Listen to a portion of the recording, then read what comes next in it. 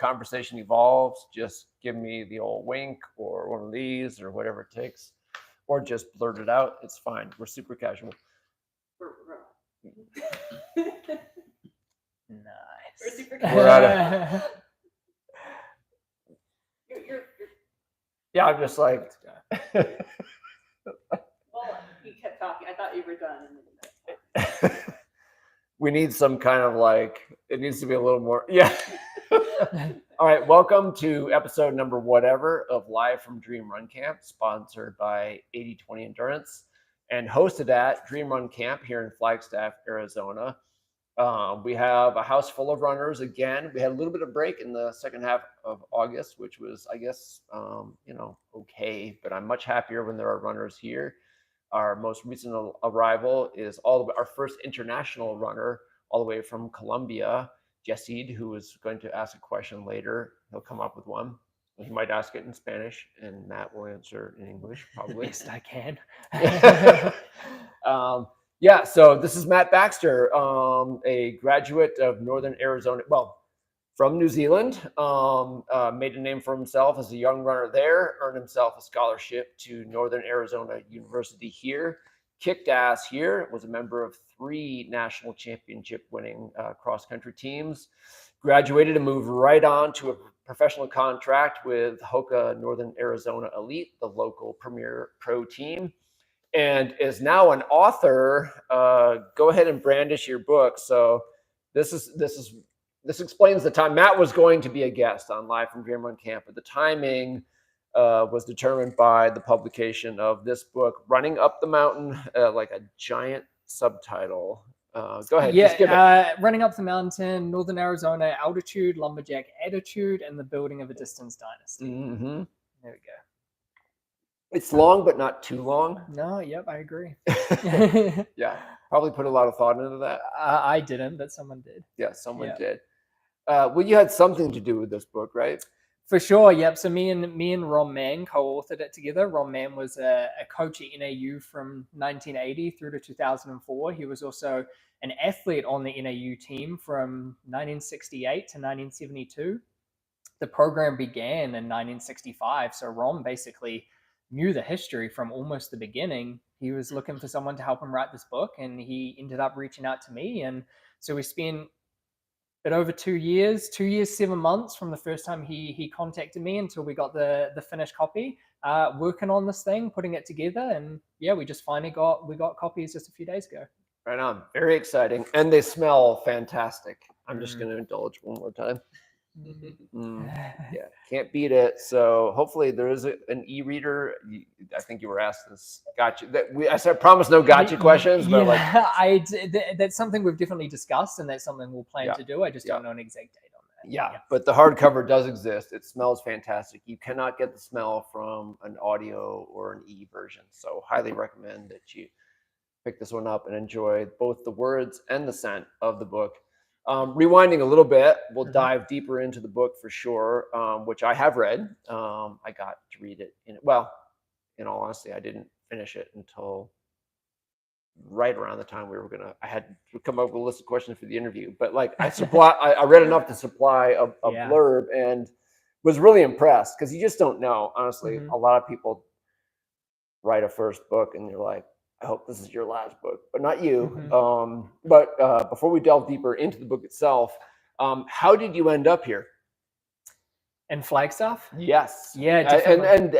But I think it was you weren't here before NAU. It was for NAU. Yes. Yeah. So I didn't come over to the US to start college over here until I was 21. I was a bit of a late bloomer in that respect, and it made it really hard to get offers from colleges, because straight out of high school I had offers and it would have been great to come over, but I just wasn't, and it just wasn't the right time of my life to consider doing that. I just didn't really have much of an interest in it. And then it wasn't until I was 21 that I started reaching out to people, and my options were very limited, because once you're a few years out of high school, the expectations are a lot higher. Right. And my times just weren't quite good enough to be getting attention of a lot of colleges. And so I had really positive feedback from 2, maybe 3 colleges, and then 2 of those kind of fell off, and it ended up basically NAU was my last and only option. and it ended up being the best one. I mean, we won 3 national titles, and I had an incredible career with them. So I came over a little bit late, but I got to still spend 3 years at NAU and 3 amazing years, and yeah, it was definitely a special time. So did you actually not exactly know what you were walking into?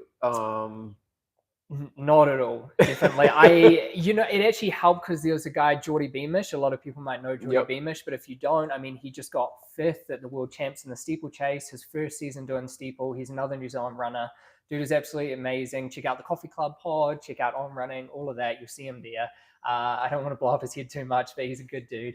And he was my point of contact at NAU because he had already been there for a few months. And so I reached out to him and said, like, hey, I'm looking at NAU. What do you think of the school? And he was really hyping it up. And so I ended up committing, and I was excited about coming to NAU. And then it was the year that NAU didn't make nationals. And you can read about this in the book. It was a crazy time, but NAU didn't make nationals. I remember reaching out to Geordie and saying, like, you told me this was a good school to come to, and these guys can't even make nationals just because, I mean, they were a ranked team and they've been podiuming and stuff in years past. And so I thought, well, like, what am I walking into? I have no idea what it's going to be like coming to altitude. I know basically nothing about Flagstaff. I didn't know how cold it can get here in the winter. I didn't know how dry it can be at times as well, particularly in the winter. Because I came here early January and it was freezing cold and it was covered in snow. And so I pretty much didn't even really touch the trails for a couple of months. And so, yeah, there was definitely a shock. But once everything started clearing and I spent it was really a few months of getting over that culture shock and everything. And then once I got settled, I mean, I just loved it here. Right on. Yeah. Cool. So, I mean, so there was a little bit of like,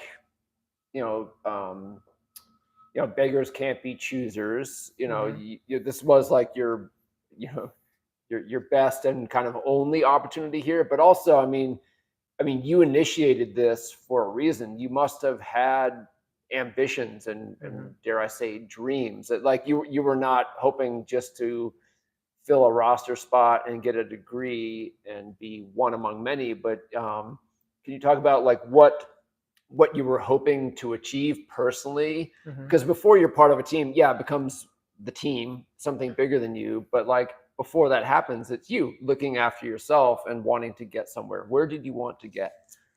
I honestly, I don't know exactly. I can't exactly remember. I just remember when I started reaching out to colleges, I was just in this weird point in my life where my studies were going really well and I was putting a lot of time and effort into that area back in New Zealand.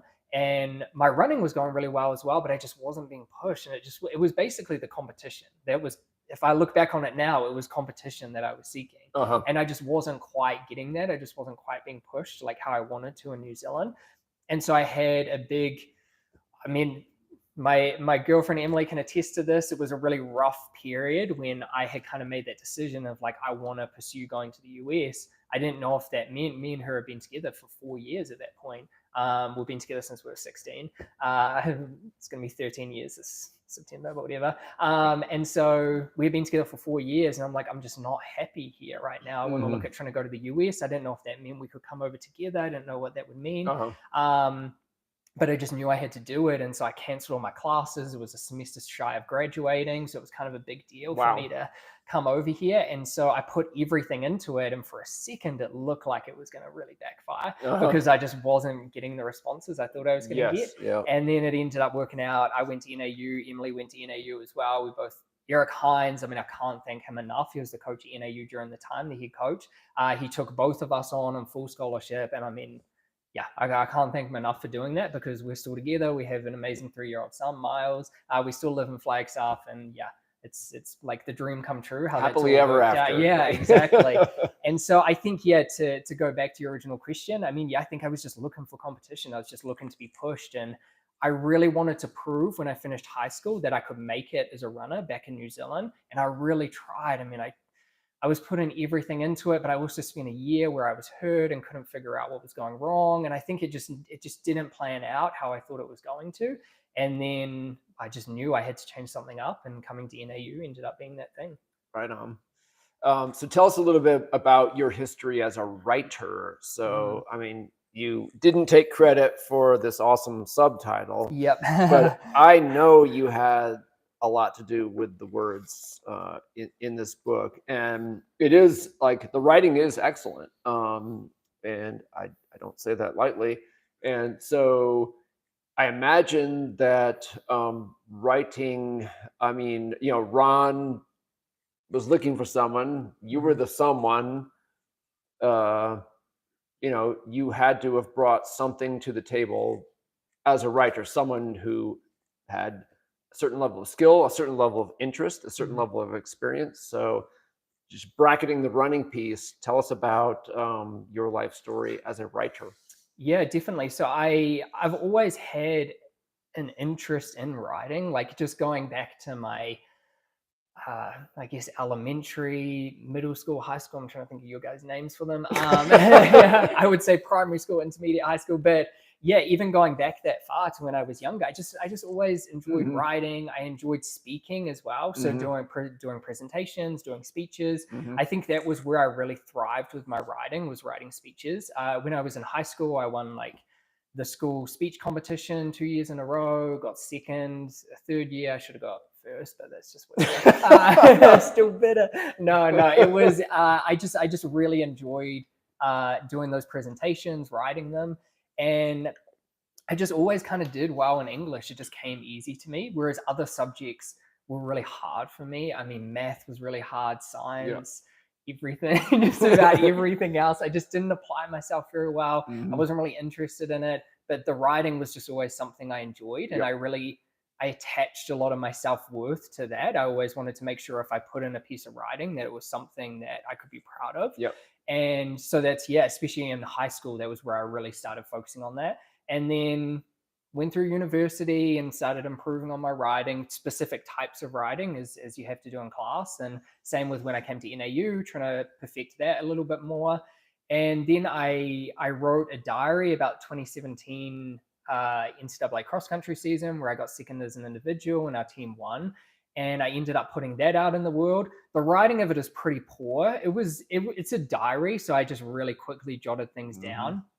In hindsight, I probably should have edited it more, but I also didn't know exactly how something like that could read better. I just thought, oh, this is just a diary, it'll be Right. fine. Yep. In hindsight, I wish I did edit more, but Yep. so that was the first time I put a piece of my writing out in the world, and I had some good responses from it. People Uh-huh. were they really liked how I was honest about the season, and it just happened to be like, I mean, you did incredible. I just happened to have like the best season of my life, and so Mhm. people were interested in it.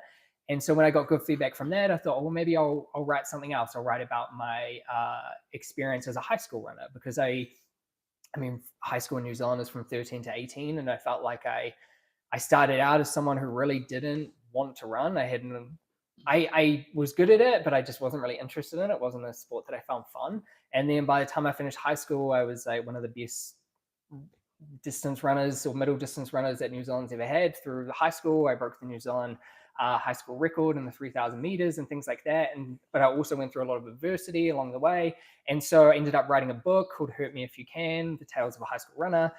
So I put that out in the world, and then that got some positive feedback as well. And so when we came to this one, when Ron reached out to me, he knew that I had done the 2017 diary through Eric Hines, who was the coach Mhm. when I first arrived. He knew I'd done the diary. He knew I had put the time and effort into writing this high school book, and it Yep. was a 200-page book. I mean, I spent 16 months writing it. Mhm. And so he knew that I can have that time and I know what it takes to put a Right. book together. Yep. And so then we ended up getting put in contact with a publisher. They also came across the piece of writing, and everyone was kind of happy with. There was definitely areas where I could improve, and especially looking back on the high school book now, after all the editing and everything that went Right. into this, I'm Yep. like, oh my gosh, what I didn't know back then, Yep. what I know now. And so that was kind of how that happened. I just happened to have these couple of pieces of writing out in the Mhm. world. The high school book just being something where I didn't think it was going to turn into anything. And then crazy enough, I mean, it had helped support my case that I could be someone who could help Ron with putting Right. this together. Yeah. Exactly. Yeah. Nothing's wasted. Yep. Yeah. So I mean, how little, I was going to say how much did you know, but probably a fairer question is how little did you know about the history of, the NAU track and cross country program, and also, Flagstaff as, a running mecca, at the time this process started. I mean, I knew very Nothing. little. Yeah. Especially because we're basically starting this in 1964 when the coach who started the program first comes to town.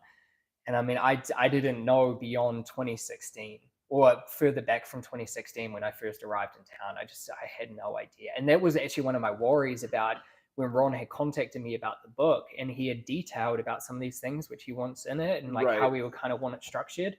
And I just remember looking at it and thinking, like, I don't think I'm that guy. Like when I wrote my high school book and with the diary I put out, like I enjoy creative writing. That's more what I'm into. And putting together a book where you have to put a lot of history in there and I have to do a ton of research. Facts. Yeah, exactly. Pesky facts. Yeah, and so that was the part where I was worried about, and I also didn't want to let Ron down because I knew how much this meant to him. I met Ron a couple of times in the past, and he's a guy who just, when he's talking about NAU, he gets so passionate about it, and I know that, and I can feel that when I've seen him. Yeah. And so that was my biggest concern, was like, well, I don't want to go along with this process with him and then let him down and not be the guy that he hoped that I was going to be putting this together.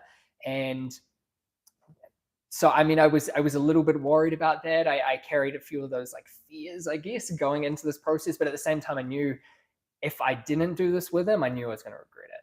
And so I just hoped that it would come together and that us working with Solstice Publishing in town, that they would really help us as well. And they did. They did an amazing job. And so, yeah, it just ended up being the best pairing. I think me and Ron worked great together. Right on. So yeah, let's delve into kind of the substance of the story that is told here. Sort of like it seems like the Godfather figure is Coach Red Haberlack. So tell us about him. Yeah, so Red, he got a call up from an AD that he knew who he was working with at a different school, and that AD eventually moved to NAU and called him up one day and said, "Hey, we're looking at starting this track and field program." At that point, they weren't going to start a cross country program, and we're wondering if you want to come out and start it. And I think there was some reluctancies because his thinking was that Flagstaff was going to be like the rest of Arizona. It's going to be desert. It's going to be hot. It's not going to be like where he is from in North Dakota. Are you listening? Yeah. Flagstaff is not like the rest of Arizona. Come to Dream Run Camp. Exactly. Yeah. No, it's a special bubble within Arizona for sure, and especially when you're talking in 1964, you can't just do a Google search. You can't just look up, oh, what does Flagstaff actually look like? You have to go by what you're being told, and and hopefully he's telling the truth. And thankfully, Reed ended up moving out here, started the program. He was a football coach originally for a semester, and then started the track and field program. I can't even imagine how many hours he put into getting this thing off the ground, where he was on the road trying to recruit people to come to this no-name program at this no-name school, and trying to get people excited about that would have been really hard. But he ended up doing a great job, and he was just someone who I think people just really enjoyed working with him. Everyone who we interviewed who had something to do with Red just always had nice things to say about him. And so although Red unfortunately had passed away in 2017, so we couldn't interview him, we did get a ton of information from his wife, Shirley. So she's still based here in Flagstaff, and so she sent us all these old news clippings and gave us all this information about Red, and so we could put his story together, even without him being here. And so that was one of the special things for me, and I know it was obviously special for Ron because he was coached by Red, and he knew him a lot more intimately than I could or ever would. And it was just nice to be able to tell his story because, I mean, I had no idea who he was. I never heard his name before. And so now my hope is that people who are coming to NAU, like these athletes who are thinking about coming onto this program, they can know Red Haberlack, he was the one who started this team, and they can have that appreciation for the founder of what we now get to enjoy. Yeah. Yeah, I was actually going to save this question for later, but I think you teed it up. It's like, I've never been involved. I mean, I wasn't an athlete at the university level. I haven't coached at that level, but I'm fascinated by, you know, the growth and development and success of programs, university athletic programs. And it just seems like so often that it comes down to one person or like one or two people, like maybe an athletic director with a vision and a tolerance for risk, who just Yeah. like, you know what, I want this to happen and I'm willing to, bet my career on it. And then like choosing a guy or a gal who just, is the right person to give that vision the best possible chance of succeeding. So can you talk about what you learned about, because I think people might look at this, look at the cover and think, and the title and the subtitle, and think, well, that's like really super specific. It's like it's one place, it's one program. But for me, the appeal, the special appeal of the book, I mean, I'm a Flagstaff guy, but the broader appeal is like the universe, the universality that is packed in here, just like what it takes actually to create a dynasty or a legacy of success. So what did you learn about? I mean, you learned about it like as an athlete at NAU, but I'm sure in researching and writing this book, you learned a lot more about what's the formula. What does it take to just takes create greatness out of almost nothing, Yeah. which is what happened here. Yeah, I think one of the biggest things is you have to try and fail a lot. I think that's what I had really picked up, because when I came onto the NAU team in 2016, we won every single cross country race. And that was the first time the team has done that. And we won nationals 3 years in a row. And so I used to joke with people about like, all I knew was winning when I walked onto the NAU team, because that's literally all we did was just win every single race. And then when we were putting this book together, there's a couple of instances where the team thought they were going to win with a K to go. The guys are leading, and then maybe a runner or two start falling off, and the depth just isn't quite there. Obviously, no fault to anyone. It's just sometimes it's really hard to accumulate 5, 6 really good runners who can hang on through a complete 10K. And these are coaches who think they're about to win, and then they don't. They get second or something. And so I now look back and I'm like, I shouldn't be going around telling everyone all I know is winning, because some of these guys were almost there and they were putting everything into it and they didn't quite get to the top. But those guys also helped with us getting to the point where we win. It was learning about that you're actually standing on the back or standing on the shoulders of all these guys and women who came before you, and all these coaches who came before you. I think that was one of the biggest learning curves, was just hearing some of these stories about people who were on the NAU team before I was there, and how they had some of the same traditions and how they were really keen about the culture of the team. And then when I walk on the team and I think like, oh, the culture is great and there's still some things we can improve and we keep working on that. But the culture is great when I walked on because of people 10, 20, 30 years before I did. And it kept building and building. And so that was one of the things I didn't realize, was just how much people were putting into this team in the 70s and how that benefits a team in 2020. Because it took 50 years from when the cross country team first started until when they won their first national title. And you think like, oh, let's start this program and the running Mecca, which at the time no one knew it was that. Right. But you're starting this program and you think, oh yeah, maybe 10 years, 20 years, I don't know, but 50 years. And then suddenly you're seeing this amazing success, but just not quite realizing like how much actually went into it to provide the foundations that these guys and women are now benefiting from. Right. Yeah. So yeah, in terms of the Flagstaff factor, because like there's NAU, a university with a track and field and cross country program, situated in the city of Flagstaff. And it's interesting, just sometimes it just seems like, I don't know, just like, when you tell a story like this one, it just seems like almost like a matter of destiny, like things lining up and almost like, ooh, ways. And so you've got, so it's like 1962 when the program was 4 or 1965 was when the program officially yeah, started. so 5. So mid 1960s. And then it just so happens that the 1968 Olympics are going to be held in Mexico City at high altitude. Mm-hmm. And so, we've learned a lot about altitude training and, all that stuff, since then. But people knew enough then to know that, well, if we're going to be racing at, 9,000 feet, what is Mexico City? It's like, I think it's even higher than Flagstaff. Yeah, just over 7,000, Okay. but still just a little bit higher. Yeah, higher than Flagstaff. So like suddenly you've got like Jim Ryan and George Young and like, the top, young elite American runners of the time coming here. Can you tell us a little bit about that? Because like that seems like that's sort of what put Flagstaff on the map, running wise. Mm-hmm.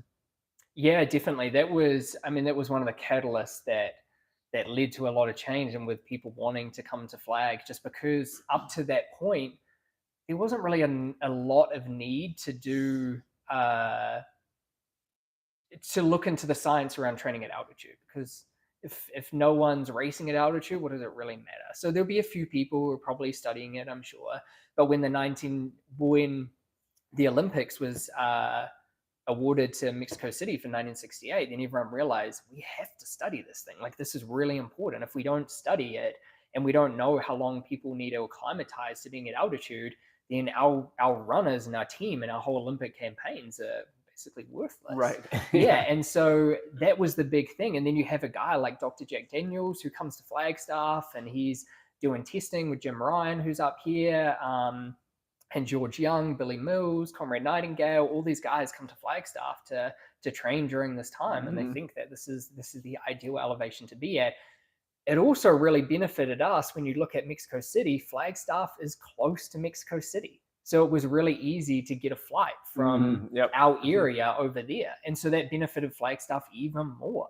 And it was even one of the reasons why Flagstaff held an athletic competition a couple of weeks before the Mexico City Games, where we had 6,000 people come out and watch, and you had over 100 Olympians competing on Lumberjack Stadium here.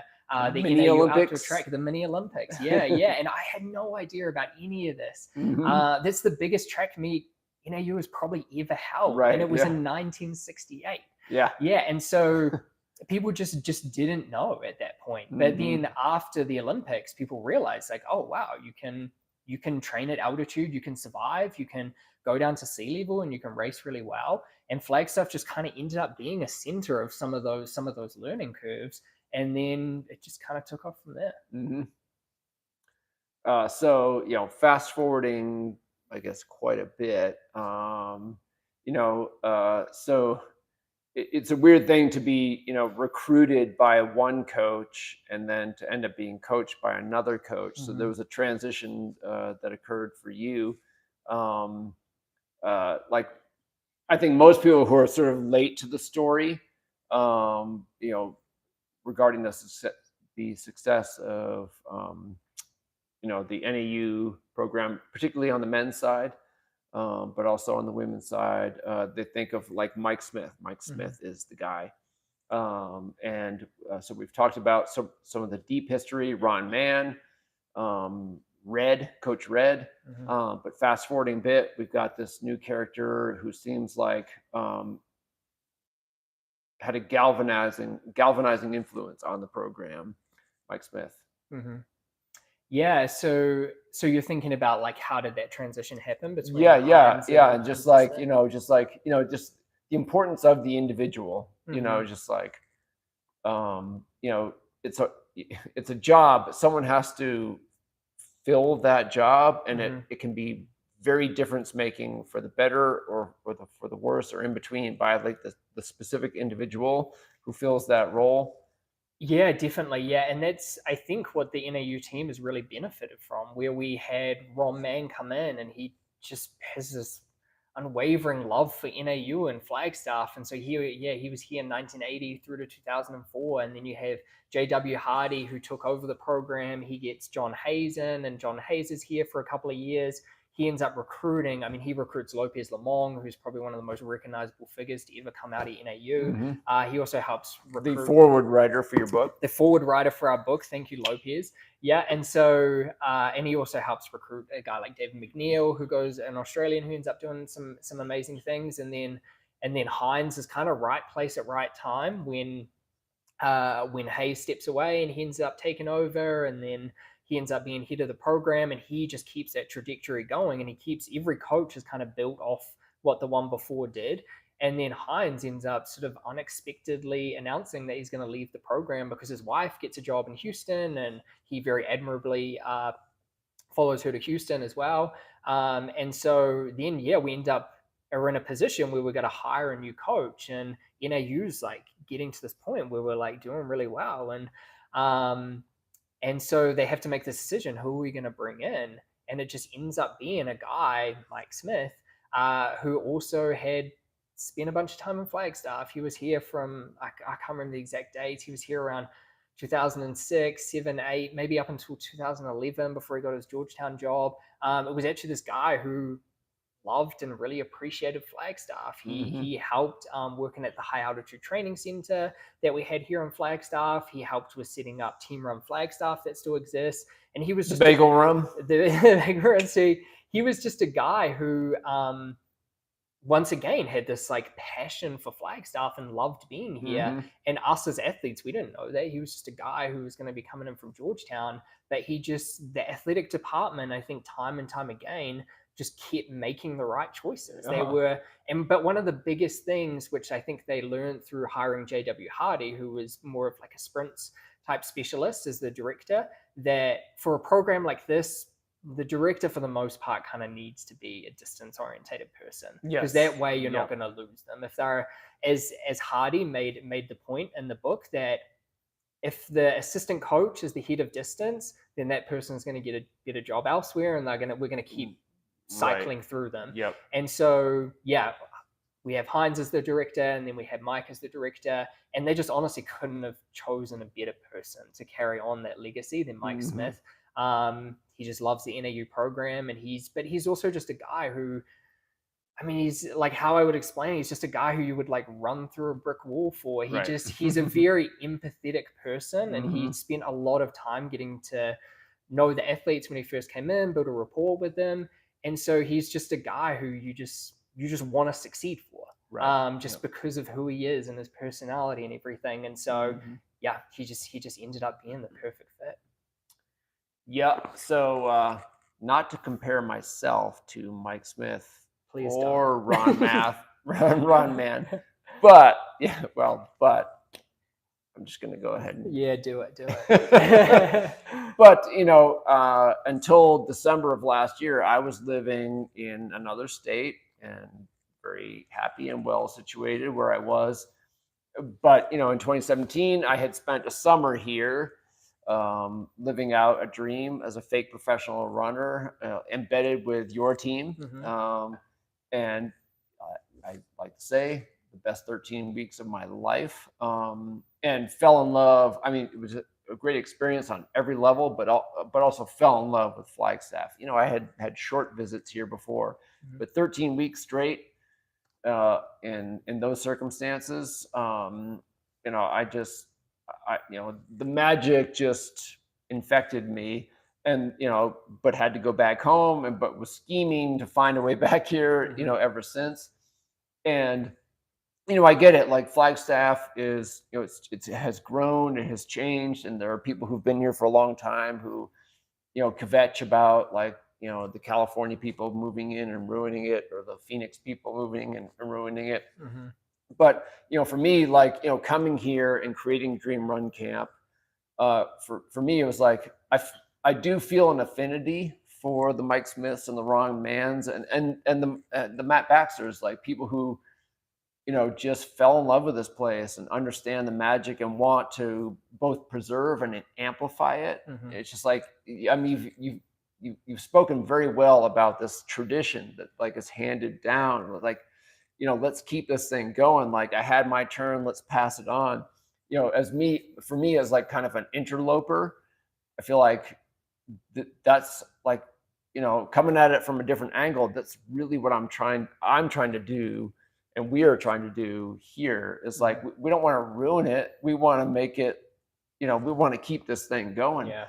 So from your perspective, could you, because I get it, you get it, I think everyone in this room gets it, but what is it that makes Flagstaff special in and of itself, but particularly for people who love running? Yeah, I think another thing we kind of point out in here is that you have world-class athletes coming here before every major event, before Olympics, world champs. The city is just covered and people who are going on to try and medal and do these amazing things at these huge events. And for those people, when you come to Flag, you can kind of be seen and hidden at the same time. You're not going to get swarmed by people. Not everyone's going to be asking you for autographs and everything. You can come here and the running community will love seeing you, and people might come up and say hi and all that, but you can still remain somewhat hidden out on the trails and everything. You can be doing a workout on the track and people aren't going to be coming up and bothering you. And I remember when I first came to NAU in 2016 and I saw a bunch of the NAU teammates sitting in the stands watching someone work out, and I went down and sat down with them and I was like, oh, who are you guys watching work out? I'm like, oh, Mo Farah's doing a workout. Just nonchalantly, like couldn't care less. It's just Mo Farah, who's goes on to be a full-time Olympic gold medalist and whatever. And so it's just, you can come here and you can just kind of get your work done and then leave. But it's also for more of your general runner, it's just a supportive environment. You have a bunch of pros here and you could meet up with them for a long run. No one's going to kind of kick you out, or you can use the different facilities around town. And it's just something where it feels like, I don't know, it feels like no one's kind of too good for each other, which could easily happen here because some people are really good. Yes. But it's just like one of those environments where it's just got to a point where it feels friendly and it feels like, oh, you're a new runner in town, like come run with us, come do a long run or an easy run, no matter what kind of caliber you are. And so I think that kind of environment that's been created in Flagstaff is unique, and that's what I really want us to hold on to. I don't want us to get to a point where you have 3 or 4 pro groups in town and no one trains with each other and no one wants to see each other because we're competitors. Right. And then when you have something like a bagel run, you don't have anyone turn up because people don't want to see what you're doing for training or whatever. I don't know. But there's community stuff that happens here, which I think probably just doesn't happen in other places. And the bagel run is one of those things where you have, I don't know, I mean, you might have like 100, 150 people. Like when you have all these college athletes and high school athletes who come to town and everyone's running through campus, and we've had police shouting at us, so everyone get off the road because you have so many people running through. It's just like, I don't know.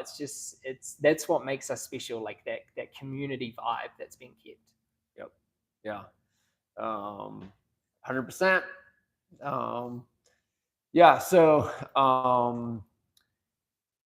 so this is, I guess, your second book then, right? Because Hurt Me If You Can would be technically For number sure. 1. Yeah, Hurt Me If You Can was like a self-published thing. It's actually, I pulled it now because I'm editing it, so you can't find it online. You'll, at some point I'll put it back up when I'm happy with it again. But yes, technically that was kind of my first proper piece of work that I put out there. Yeah. So, as someone who's written too many books, I think, part of the appeal, because it's very hard work, as you've seen, but part of the appeal is that if you really invest yourself in the process of trying to create something lasting and deserving of being read, the process changes you. It's like you're not exactly the same person at the end of it that you were at the beginning of it. Like, did you experience any kind of transformation in the like 2.5 years? Is that what we said? Yeah. Beginning to end. So that's a long time in the life of a man as young as you are. So are you the same Matt Baxter? Yeah, I think I just personally was going through an interesting time when I was writing this, because I mean, I'm a professional runner. I run for Hoka Northern Arizona Elite. And so my days are also spent running around here, the place that I'm trying to talk and write about. And so I was also going through a time where I was hurt through a lot of that. And so I'm sitting here writing this book about how amazing Flagstaff is and how much I love it.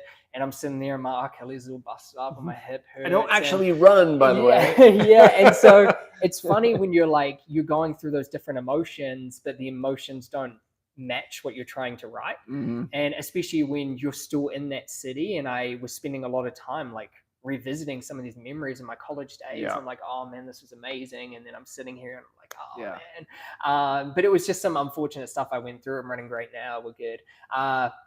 But yeah, I think it just gave me a much greater appreciation for what I'm able to do and the fact that I get to spend time here.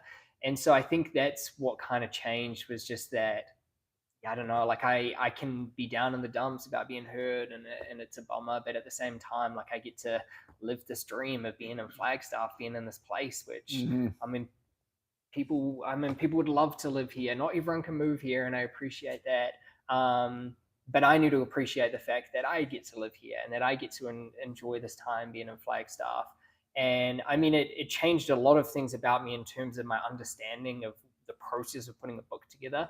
It changed a lot about my writing, about my editing skills, and how to frame things. that definitely changed a lot. Yep. And also, even something as simple as like how to interview people and what are the right questions to do, because we did a ton of that. And so yeah, and even just have an appreciation for people's stories that aren't necessarily super relevant to your own, like people who were on the NAU team, and some of these things which might not seem really important to me, but they were really important to them at that time. And some of those traditions which kind of ended up dying off at NAU, and me thinking like, oh man, I wish we kept those going because those guys in the 1980s, that was really important to them, or something like that. And so just, having an appreciation for other people's experiences in that as well.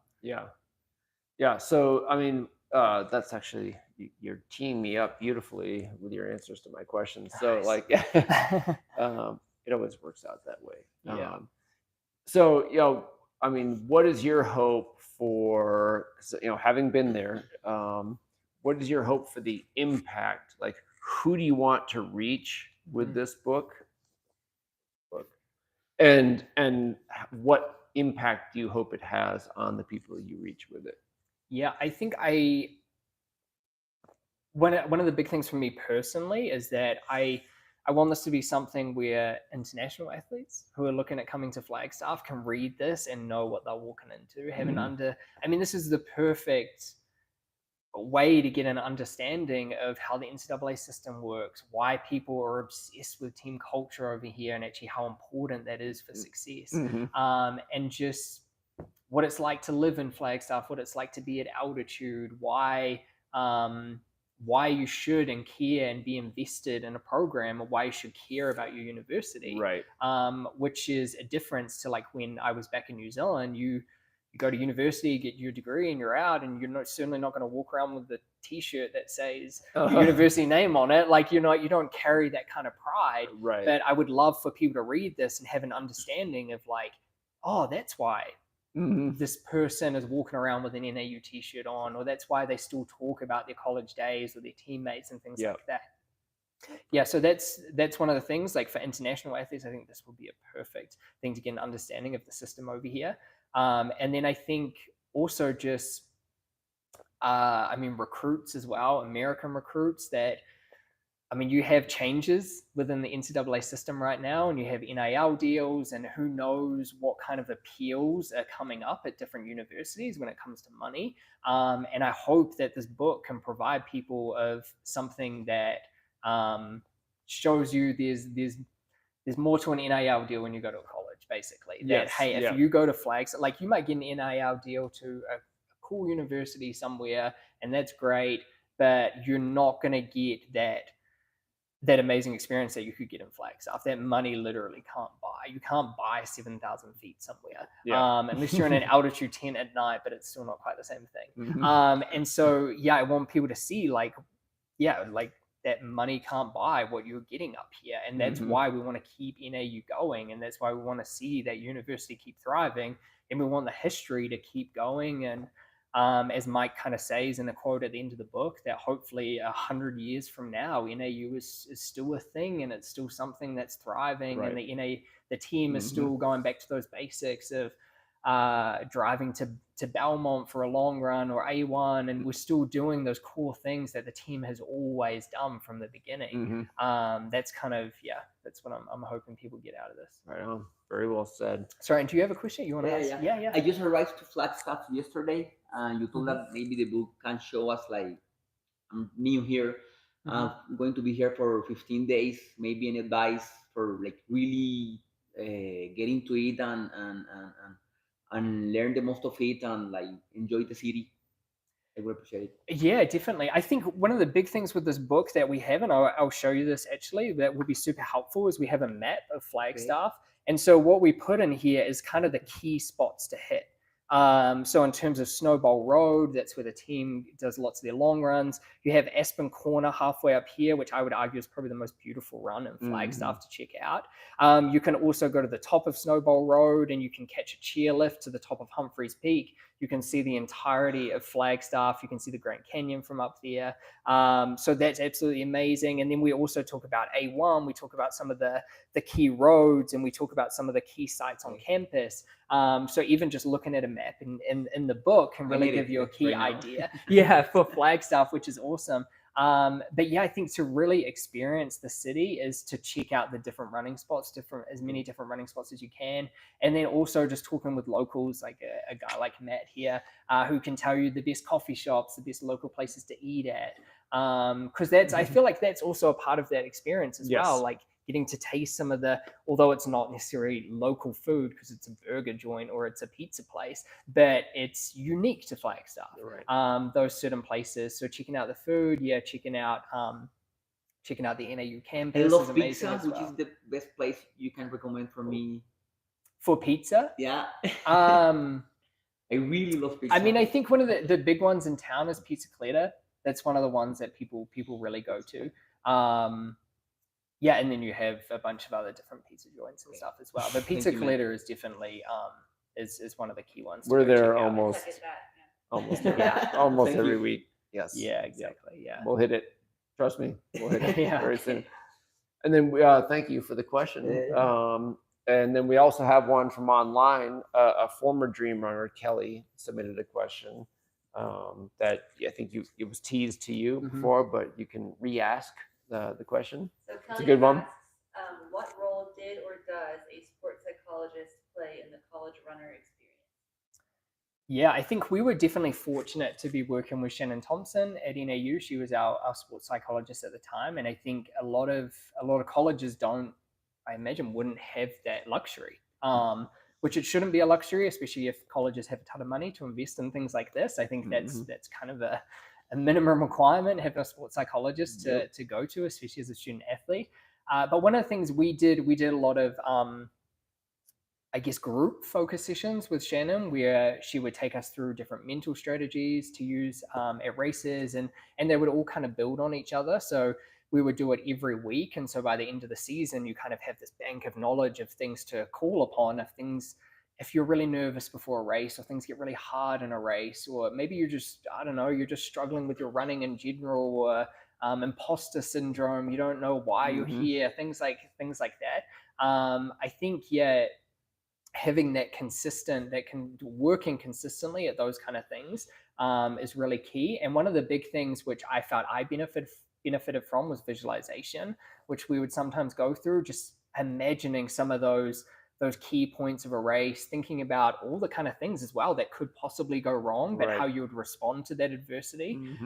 So that basically when you go into a race, nothing is kind of a surprise, because you've already gone through everything in your mind about anything that could go right or could go wrong. I think it's super valuable, because we put so much time and effort into our training, and it's so easy to derail all of that because your mind wanders, or on race day you're having a lot of negative thoughts and you don't know why, even though it's just nerves. Like if you can get this understanding of like, you being nervous on race day is actually a good thing. That's you're supposed to feel that way. Every single person there feels nervous. If someone doesn't feel nervous, and there's something problem, wrong, that yeah. person should be concerned. But oftentimes we get to race day and we're nervous and we're like, why do I feel this way? Why do I don't understand this? And so having that bank of knowledge on how to respond to that, and if your mind starts drifting and starts thinking about all the things that could go wrong in the race and you're having a hard time pulling that back, having worked with a sports psychologist and them giving you strategies to refocus and pull that back and focus on the task at hand, I mean, that stuff is invaluable. That's the difference between winning and losing, especially when you're at this level, particularly with where NAU is at the moment. I mean, they won NCAA's last year, but it was in a tiebreaker. It's like the closest you can possibly get. Right. And that difference comes from people telling themselves the right things in the race and working with someone like Shannon and things like that. So I think, sports psychology is absolutely invaluable. Right on. So thank you, Kelly, for the question. Thank you for that terrific answer to the question. We'll wrap up now. We've got turkey burgers on the menu. I think you've earned your turkey burger. I appreciate it. This evening. We didn't get a chance. I mean, appropriately, this was the agenda. I wanted to focus on this terrific book. It's like you can pre-order, you can basically order now. So right? you can order it now through solsticepublishing.com. So you can find that, you can order the copy, and I mean, we'll ship them out within a couple of days, I would imagine. Or else you can pre-order it through Amazon and you would get your order about November 7th, which is the official release date. All right. All that to say, we'll have you back. We're not going anywhere. But we didn't get to talk too much about your running. But by way of concluding and wrapping up, could you just say where you are with your running and what's next? Like I'm a fan, Lauren's a fan. These two are about to be. They're on their way. We're pulling for you to have some like fantastic successes down the road. What's next? Yeah, definitely. So I think I'm in a funny spot at the moment where I'm trying to figure a bit of that out. I recently have transitioned into the marathon. I ran New York Marathon in November, got 12th there. Ran Gold Coast Marathon in July and blew up there. So I'm still trying to figure out the whole marathon thing. So I think my biggest goal right now, and what I'll look at when I look at targeting a marathon this fall, is I just want to go out there and I just want to put a good one on the board. Whether that's the fastest time I've done or not, I just want to go out there and I want to come off a marathon and be happy and feel like, I can't wait to do another one. Because I think that's just the hard thing with the distance. Like even with New York, I was pleased with the placing, but I cramped a lot and it was really hard over that last 10K and things. And I finished and I'm like, why does that happen? Because I mean, until you run a marathon, like sometimes you just don't know what that kind of thing feels like. And then even with Gold Coast, I mean, my plan was to try and run the Olympic standard, and I came through halfway in 63:45, and which was a bit below the Olympic standard. We went out a little bit hot, but and then I had a walk jog last 12K, and so that was a whole new experience as well. And so I'm basically, my goal right now is to just get a good one on the board, and then as I look to 2024, that's where I'll be looking at trying to try and make that step up in the marathon and try and run a really fast one. Right on. Yeah. Cool. Well, you're not short on talent. You've got a good head on your shoulders. You're part of a great team. You're in a terrific environment, and you have a support system. Like you have a whole bunch of people really rooting for you. You're easy to be a fan of, Matt Baxter. Thank you so much for dropping by Dream Run House for Live from Dream Run Camp. Matt, I appreciate it, and I love the setup you have here. I wish we could like panorama this entire thing so people can see the house. All the amazing stuff is behind the camera as well. Like the view right here is incredible. This place is amazing, and I love what you've set up here. And obviously, like you can see me like working on this book and trying to bring a lot of attention to Flagstaff and what we're doing with this team. And you're doing the same thing. You're trying to bring attention to this amazing place and trying to get new people through here and try and get the word out, because it's crazy that this town hasn't blown up with runners. It's funny. It's like this gym that people are starting to know about, but still not to the degree that we think everyone should. I mean, I love the work that you're doing here as well. All right. Cool, mate. All right. Turkey burgers. Yeah, man. Let's do it.